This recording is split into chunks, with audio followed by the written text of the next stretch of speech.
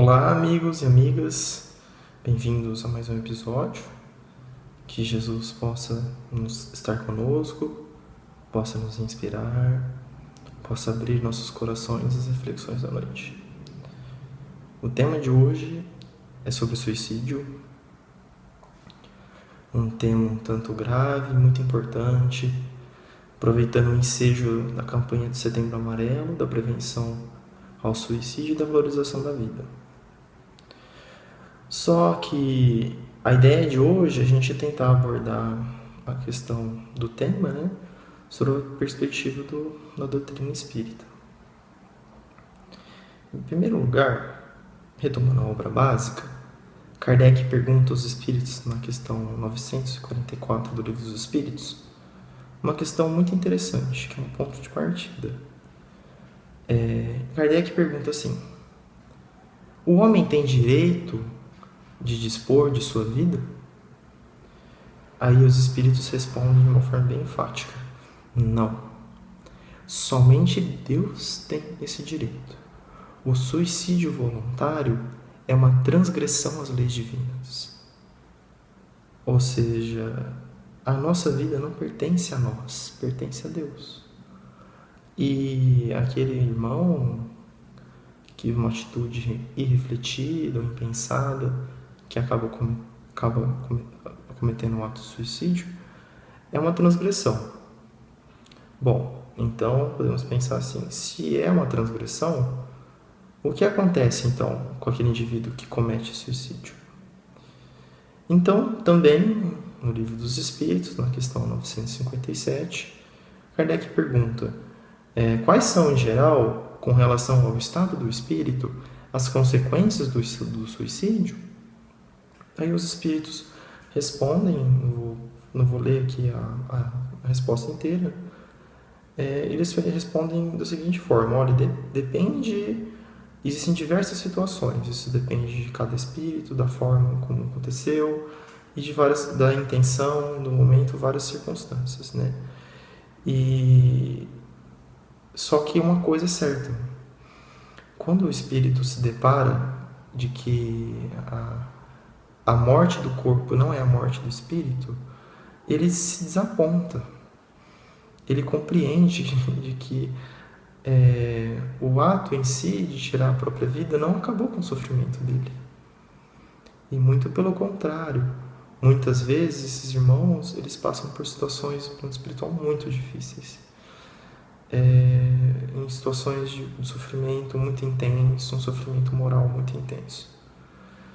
Tanto no plano espiritual, quanto muitas vezes, quando mergulhados de novo na carne, quando reencarnam, passam por provações, expiações muito difíceis. Às vezes mais difíceis daquela em que eles se encontravam. Então, é essa perspectiva de que os próprios espíritos dizem, na questão 958 também, de que o nada não existe, ou seja, não existe o nada. Então, aquele irmão que pensa de que a vida acaba com o corpo é uma ilusão. É uma ilusão achar de que tirar a própria vida vai ser um fim dos sofrimentos. Então esse é um primeiro ponto. A ideia da reflexão de hoje não é falar da intensidade, do tipo de sofrimento desses irmãos. Existem muito material na obra básica, O Céu e o Inferno, Revista Espírita, livros da literatura subsidiária, do Chico, do Ivone Pereira, do Divaldo, que falam mais precisamente sobre no ponto de vista espiritual, do plano espiritual desses irmãos, mas que a misericórdia sempre está presente. Uma ideia aqui não é falar não é focar isso, mas sim alertar sobre as consequências, sim, dessa transgressão, de que são muito graves, mas sobretudo realçar a condição do amparo, da misericórdia, da proteção divina, que estão sempre presentes. E é importante também considerar que também no Evangelho segundo o Espiritismo, no capítulo 5, na mensagem intitulada O Suicídio e a Loucura, Kardec, também uma mensagem que vale muito a pena ler, Kardec coloca o seguinte: que são duas causas são as maiores responsáveis pelo suicídio, segundo essa perspectiva. a incredulidade e as ideias materialistas. Ou seja, a não acreditar, a não ter fé da vida maior, da vida verdadeira, e de que a vida acaba com o corpo, pode muitas vezes motivar certos irmãos a cometerem atos impensados. Mas isso não é verdade. Nós sabemos, por meio da doutrina dos espíritos, de que isso é uma ilusão. Então, é muito compreensível de que alguém passando por momentos muito difíceis, que perde um irmão, ou que perde um filho, de uma forma súbita, trágica, isso marca a alma profundamente, ou em problemas que às vezes parecem intransponíveis, situações extremamente complexas, ou seja, situações em que existe um vazio, uma perda do sentido da vida, problemas que parecem insolúveis, de que aquilo nunca vai passar, dores que parecem que rasgam as entranhas por dentro, situações muito dolorosas, sejam das mais variadas, de que todos nós ou já passamos, ou conhecemos alguém que passa, ou mesmo estamos vivendo elas, né? E é compreensível que durante esse tipo de situação, muitos de nós realmente nos sentimos com desesperança, abatidos, como que tomados, né? Só que os espíritos, eles vêm nos iluminar a nossa perspectiva de encarar a vida, né, aqui no corpo. Santo Agostinho também, no Evangelho segundo o Espiritismo, no capítulo 5, uma mensagem intitulada O Mal e o Remédio, item 19, ele comenta o seguinte, que a fé é o remédio certo para o sofrimento. Mostra sempre os horizontes do infinito, diante dos quais se esvaem os poucos dias sombrios do presente. Ou seja, a fé é como se fosse uma luz que ilumina aquelas horas mais escuras, em que o espírito ele consegue vislumbrar de que a vida ela é muito maior do que aquele momento, por mais difícil que pareça. Ou seja, porque nós vivemos inúmeras existências anteriores, passamos por inúmeras situações difíceis e adversas, e nós também viveremos muitas vidas. Ou seja, o que é um momento, uma dificuldade diante daquilo que é infinito, diante do nosso espírito imortal, né? Então, a fé viva, ela nos conduz a essa certeza de vermos a vida sobre um ângulo maior, um ponto de vista mais elevado. Também em Lacordaire, no mesmo capítulo, só que no item 18, numa mensagem intitulada O Bem e Mal Sofrer, ele fala que Deus não coloca um fardo pesado em ombros fracos. E o fardo é sempre proporcional às forças. Ou seja, Deus não dá a nenhum de nós algo que nós não conseguiremos superar. Não há prova, não há expiação de que nós não somos capazes de suportar. Deus sempre dá as condições e os meios necessários para que nós vençamos. Então, quando nós dizemos, não, isso é muito para mim, isso é muito pesado, isso não é bem verdade, por mais que pareça. Importa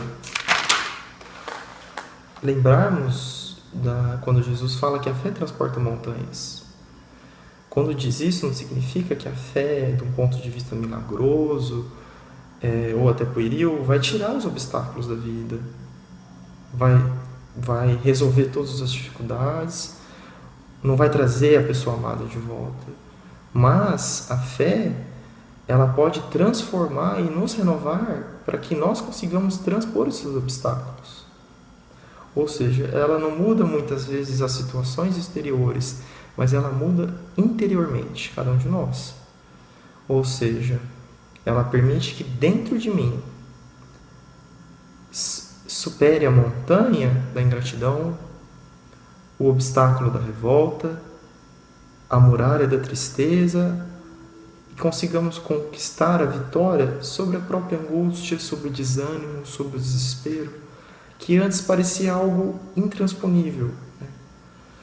Então a fé, quando ela é viva, quando ela é movimentada no bem, nós conseguiremos vencer, transpor as montanhas que estão dentro de nós, que nos impedem de caminhar, mesmo que com dificuldades e mesmo que com dores. Lembrando também das palavras do nosso amado Mestre Jesus, em que ele nos promete que o jugo é leve e o fardo é suave. Mas existe o fardo, existe o jugo. Existe, ou seja, Jesus não promete uma vida ausente de obstáculos, de dificuldades, de provas, de dores. Mas com Ele e nele, com certeza, serão mais leves, mais fáceis. Ou seja, quando eu perco um ente amado, ou eu passo por uma situação difícil, com certeza o fardo vai ser muito mais pesado se eu estiver no desespero, se eu estiver na desarmonia, no desequilíbrio interior. Mas quando eu estiver buscando a fé que eleva, a luz que ilumina, a paz interior, por mais que doa, por mais que seja difícil, será mais fácil superar. Então, esse é o convite do nosso Mestre, né? De que com Ele, vivendo os ensinamentos dele, os obstáculos serão mais fáceis de serem transpostos e a subida mais fácil, né? Por mais difícil que aparente. E nós nunca devemos nos esquecer da misericórdia divina, do amparo divino. Muitos de nós podemos pensar assim, mas Deus nem pensa em mim. Tem tanta gente no universo, no mundo, porque eu aqui, quem sou eu no meio da multidão, né? Eu não sou nenhuma pessoa especial, nenhuma pessoa religiosa, tenho um monte de imperfeições. Por que Deus iria se preocupar comigo? Muitos de nós podemos pensar assim. Só que Deus, Ele é onisciente, não existe fora de Deus. Não existe nada que o pensamento de Deus não alcance. Ou seja, tudo que nós vivemos, tudo que nós sentimos, Deus sabe exatamente. Ou seja, não existe negligência da parte de Deus, não existe abandono, né? O que muitas vezes acontece é que nós focamos a nossa atenção muito mais nas dificuldades do que na presença dEle, porque com certeza Ele está sempre conosco, sempre ao nosso lado, e nós nos esquecemos disso. Ou seja, Deus está conosco, mesmo que na maioria das vezes nós é que não estamos com Ele. Sempre existe o amor divino, sempre existe a misericórdia divina. Nunca falta bondade de Deus, nunca falta amor de Deus. Se falta algo, é de nossa parte. A miséria nunca é de Deus, a miséria é nossa, né? Então, numa simples comparação, uma casa onde não entra a luz, que está em torno da escuridão, né? Uma casa que não entra a luz, um lugar fechado, escuro. Não entra a luz porque o sol não ilumina ou porque nós não abrimos as janelas?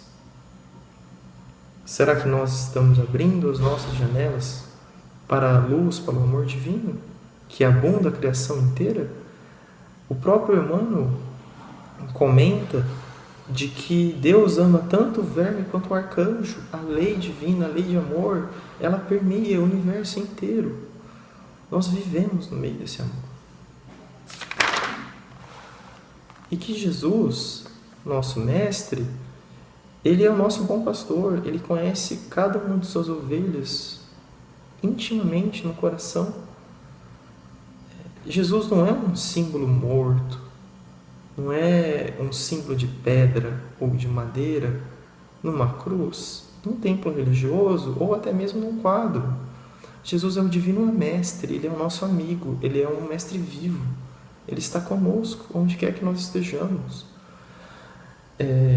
Então, é muito importante nós lembrarmos de que a presença divina está sempre temos o amparo divino. Também no Livro dos Espíritos, na questão 495, uma mensagem muito, muito bela também, Santo Agostinho, de São Luís, Santo Agostinho, perdão, que ele comenta da beleza, da presença dos anjos, né, do anjo da guarda que cada um de nós tem. E ele comenta que pela misericórdia de Deus, pela vontade de Deus, cada um de nós tem um espírito superior que vela por nós, como o mais fiel dos amigos. Isso é tão bonito. Ou seja, nós nunca estamos desamparados, mesmo nos momentos mais difíceis. Só para encerrar as reflexões de hoje, né, uma história do Chico Xavier, em que ele estava passando por momentos muito difíceis, de profunda tristeza, de amargura, desolação, o Chico Xavier, que ele pede para Emmanuel, fala assim: Emmanuel, por favor, leva minha mensagem de socorro para Maria de Nazaré, com certeza ela vai me ajudar. Então, o benfeitor pega e retorna em alguns dias com a mensagem. E aí Chico fala: nossa, eu vou anotar tudo, né? Ficou feliz, contente. E aí Emmanuel fala o seguinte: isso também passará. Ponto final. Aí Chico fala: nossa, mas só isso? E aí o Emmanuel responde: Chico, isso também passará.